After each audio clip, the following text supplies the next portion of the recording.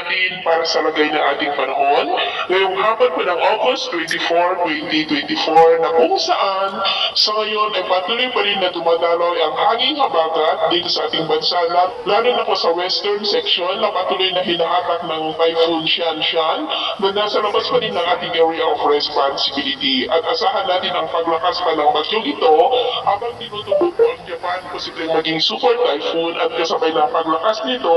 ay ang paglakas din ng habagat na siya naman pong magpapaulan dito po sa ating bansa. At sa ating long range forecast ay consistent pa rin naman na walang bagyo na namamataan na tatawid po dito sa ating karupaan hanggang sa matapos ang buwan na ito, pero hindi pa din inaalis ang posibilidad na may mabuong sama ng panahon dyan po sa West Philippine Sea o dyan sa silangan ng ating bansa sa susunod po na mga araw.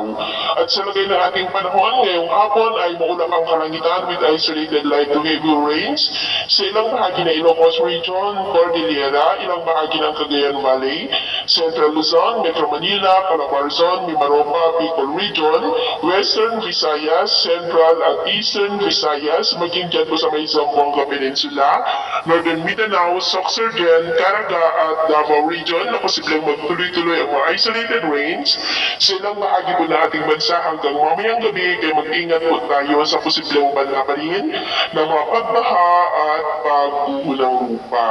At sa atin naman pong mga baybayin, wala naman po tayong nakatas na anumang deal warning signals, pero bayong pag-ingat lamang po kung papalaot tayo para po mas makaiwas sa mga sakunang pangkarga.